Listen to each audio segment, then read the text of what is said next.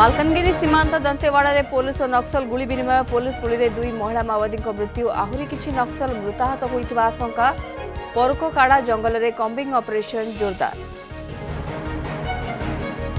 कोरापुट जरटी निकट में मालवाही train लाइनच्युत tunnel मध्य truck रु खसला 13टी बगी विशाखापाटना जाउथला लुहापदर बोझई ट्रेन जगदलपुर कोरापुट रु ट्रेन चलाचल बंद।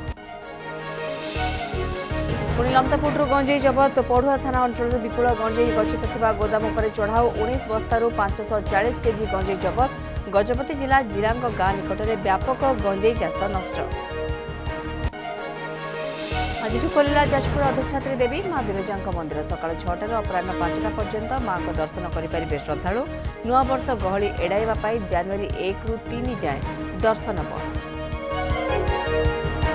करंजिया बनखंड दुधियाणी रेंज रे झारखंडी हाथी को उत्पात बौरिया गाँव में प्रचुर परिबा फसल नष्ट 23 टिकिया हाथीपल करेले नष्ट।